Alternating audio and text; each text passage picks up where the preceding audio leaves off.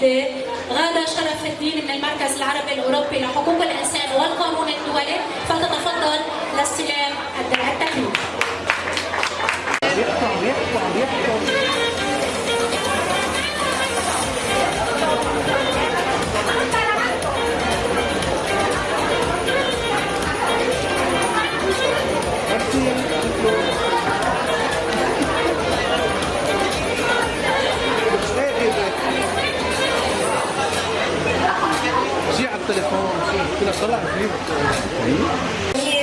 بمدينة السلام علي المحتضنة نذكر أبناء هالوطن.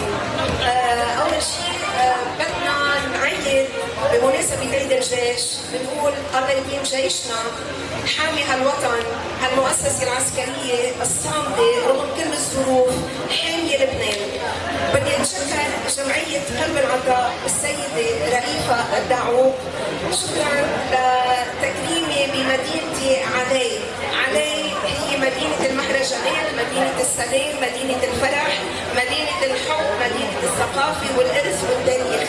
وبدي أتشكر كمان تحية كبيرة لرئيس بلدية علي الأستاذ وجدي براد يلي حاضن لكل هالنشاطات بعلي وعم بخلي علي إنه تكون بمراتب المدن السياحية الأولى بلبنان. بنشكر كمان إدارة المطعم والسيد وئام، شكرا للجميع. تحية كثير كبيرة كمان للجنرال شادي بوكوس يلي شرفنا اليوم بعلي. الجنرال هو رفيق الدروب بفريق ووك اند ديسكفر.